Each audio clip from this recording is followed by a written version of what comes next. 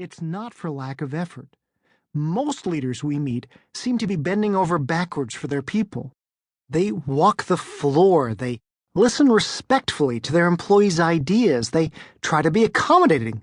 They've been taught they need to be people managers, not slaves to process. And as a result, they're focusing more one-on-one on the needs of each person in their care. And yet overall performance is not improving, or not nearly enough.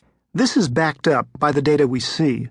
Employee engagement scores haven't improved much at most organizations after many years of effort, and companies aren't seeing markedly greater amounts of innovation or employee initiative.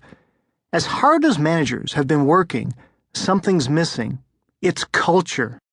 Whether you manage the smallest of teams or a multi-continent organization, you are the proud owner of a culture.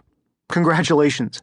And it's important to understand that the effectiveness of that culture will have a big impact on your performance. If your culture is clear, positive, and strong, well, then your people will buy into your ideas and cause, and most important, will believe what they do matters and that they can make a difference.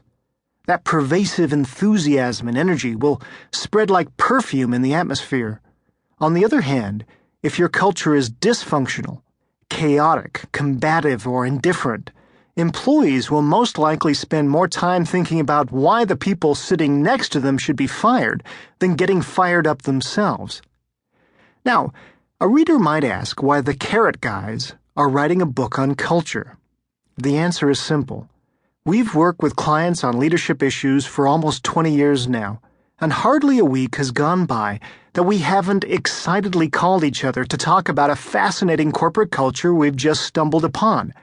For a long time, we've believed that culture is what makes teams and organizations great, and yet no one was talking about it in popular business literature, and it seemed that no one really wanted to. Perhaps culture seemed the sole purview of CEOs and human resource departments. Unquestionably, the boss of a small IT department or regional call center wouldn't have the audacity to claim he had a culture, right? But over the last few years, something has changed. As we meet with new clients, expecting them to want us to work with them on the more focused ideas of employee recognition or teamwork, the subjects of our last two books, they keep steering the conversation back to culture, and not just their overall corporate culture.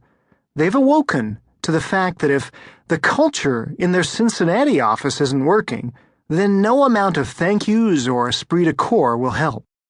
They have learned that if a culture works, then everything works better. Take the case of Andrew Heath, who, when we met him, was the newly appointed president of the energy business of Rolls-Royce, one of the four sectors of the iconic British firm. Heath's face lit up as he described a business improvement team of 70 people he had led years before in the company's aerospace business.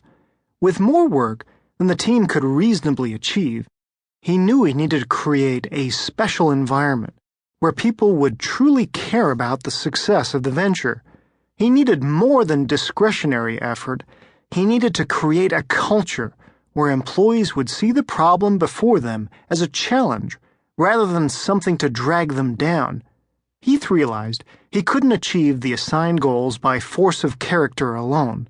He needed to change his leadership style and engage the whole team by asking them what they thought would increase their commitment to the job, what help they needed, and what would give them greater satisfaction.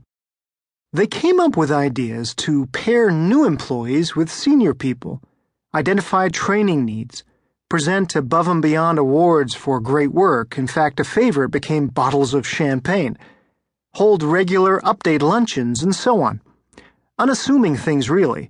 But the outcome was not only increased employee ownership and dramatic business results, but also a level of camaraderie that is rare.